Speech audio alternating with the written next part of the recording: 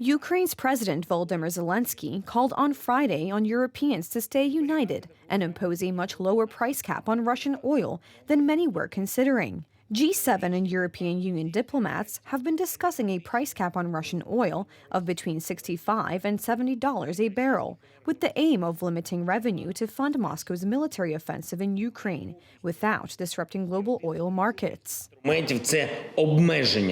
are no splits between Europeans, and to maintain this reality in Europe is our number one job. This year, Europe is finally carrying out energy disarmament of Russia, and it must completely disappear. And one of the key tools is to limit Russian earnings from resources exports.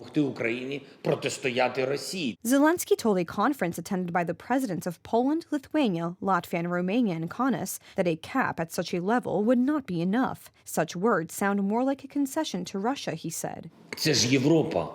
In Europe and in the world, they have already started talking about the implementation of price caps. That is, about the forced limitation of the price of Russian oil. And we hear about proposals to set the cap per barrel at the level of allegedly $60 or $70. Undoubtedly, such words sound like a concession to Russia. It looks more like an attempt to imitate something rather than to do something. And I am grateful to our Baltic colleagues, our Polish colleagues, for their proposals, quite reasonable ones, to set this cap at $30 per barrel. It's a much better idea, and I am grateful that such a proposal has been voiced and is being defended.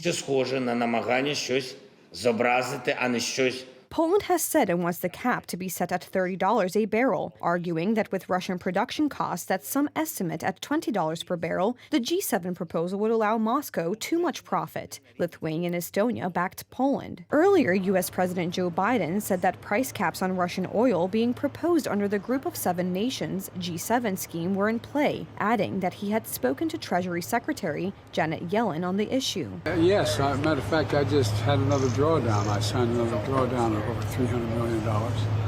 And this is no time to walk away from Ukraine.